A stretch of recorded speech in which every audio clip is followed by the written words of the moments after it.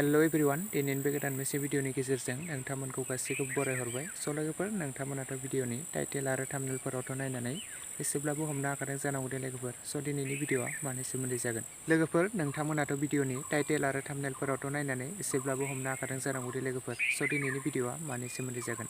स' लोगोफोर दायो आं नोंथांमोननि सेरावहाय लानानै फैदों गोदानै मोनसे फैनो गोनां आपकामिं अफिसियेल बैसागु मिउजिक भिडिअनि सायाव आपडेट लानानै। स' लोगोफोर बे गोदानै फैनो गोनां आपकामिं अफिसियेल बैसागु मिउजिक भिडिअनि टाइटेल आरो थाम्बनेलनि मुङानो जादों बावखुंग्रि सिख्ला।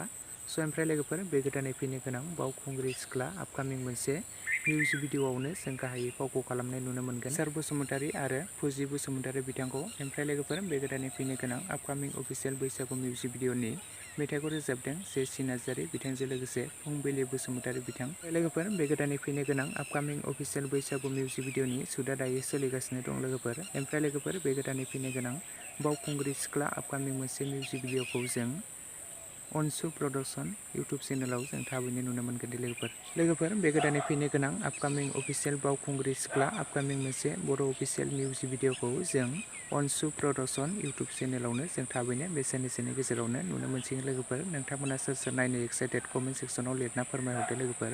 आरो नायनो थाखाय एसे नेनानै थाथ'लायब्लानो जाबाय लोगोफोर।